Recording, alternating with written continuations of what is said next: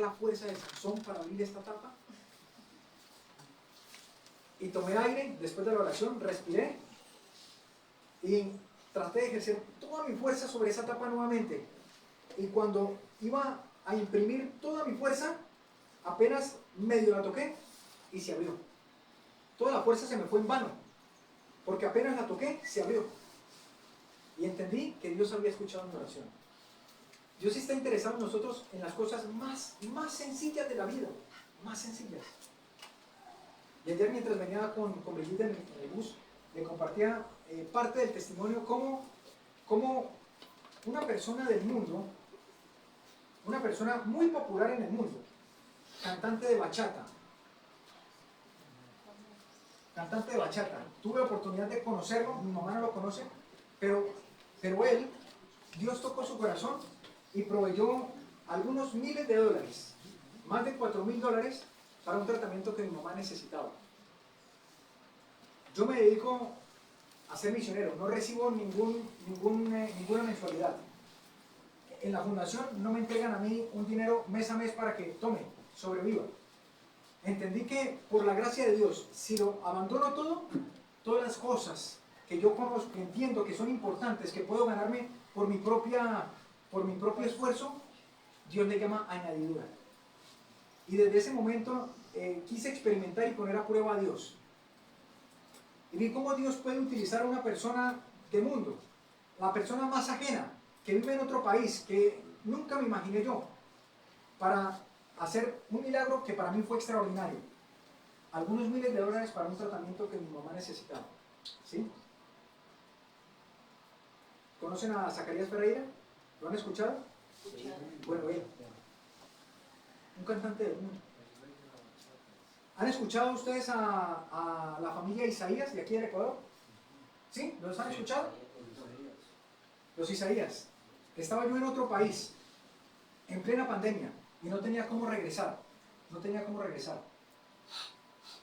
Me comuniqué con el consulado de ese país, de Ecuador en ese país, y comenté mi situación. Tengo que regresar, pero los costos de vuelo, las restricciones que ponían para poder regresar, implicaba una cuarentena y tantas cosas, elevaron muchísimo los costos para poder regresar.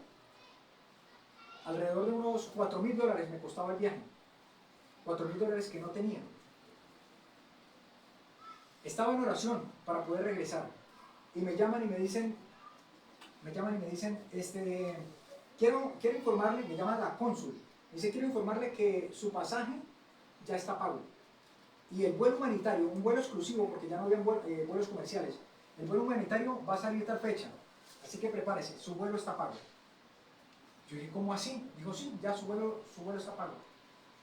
Entendiendo que había sido un milagro de Dios, organicé mi maleta y me fui por fe. Simplemente le creí a la cónsul. Llegué allá y efectivamente tenía todo pagado.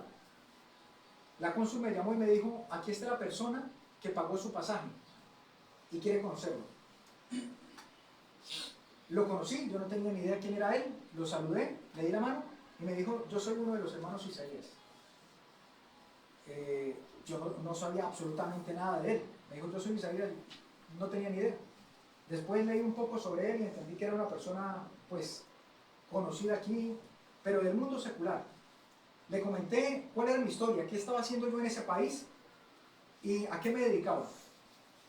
Le compartí algo del Evangelio y el hombre lloraba y decía, no puedo creer que Dios me haya utilizado para servirle a un misionero, a uno de sus hijos. Se constreñó mucho, escuchó la palabra, no sé mucho más acerca de él. Pero cuando uno dice el Espíritu de Profecía que la imposibilidad del hombre es la posibilidad divina. La imposibilidad del hombre es la oportunidad de Dios para hacer algo. Dios está interesado en nosotros en las cosas más pequeñas, como abrir una tapa de mermelada, como encubrir un tratamiento que puede ser de vida o muerte para un ser querido. Y puede hacerlo por su poder. Y puede utilizar a quien bien le parece. Cuando usted aprende a vivir en su presencia, empieza a conocerlo, a tener experiencias personales con Él y a darse cuenta que Dios es bueno. No porque la letra lo dice, no porque estudié teología 1, teología 2, historia de la teología, historia contemporánea de la teología, sino porque he vivido una práctica, y ahora conozco a Dios de forma palpable. Esa es la esencia del cristianismo. Solamente cuando seguimos todo este proceso, al final vamos a tener poder que viene del Espíritu Santo. Cuando predicamos a alguien, Dios puede tocar un corazón, transformar esa vida. Cuando oramos por alguien, por sanación, cuando realizamos algún tratamiento natural, Dios puede obrar, pero se necesita esta cadena, ¿sí? Y quería comenzar esta temática con este principio, porque toda nuestra vida cristiana no tiene sentido si no tenemos una experiencia real, viva, personal con Dios. La oración que hacemos nosotros aquí, en el púlpito, el congregarnos, a Satanás no le preocupa mucho eso. A Satanás no le preocupa que usted venga todos los sábados aquí a escuchar. ¿Sabe por qué? Porque él simplemente puede soplar y hacerlo dormir. Y entonces algunos venimos un poquito cansados, entendiendo el trajín que hay en la ciudad, el trabajo que hay, y entonces nos dormimos y no escuchamos. Porque puede hacernos distraer con los niños, porque puede hacer que nuestra mente divague en una preocupación y mi cuerpo está aquí pero mi mente está en otro lado. A Satanás no le preocupa que nosotros nos reunamos. A Satanás no le preocupa ni siquiera que nosotros guardemos el sábado. A Satanás eso no le preocupa. Satanás tiembla cuando un hijo de Dios abre la puerta de su cuarto y se encierra solito y dobla sus rodillas delante de la presencia de Dios. Amén. Él tiembla ahí. El paso número 1 para ser un cristiano genuino es buscar la presencia de Dios.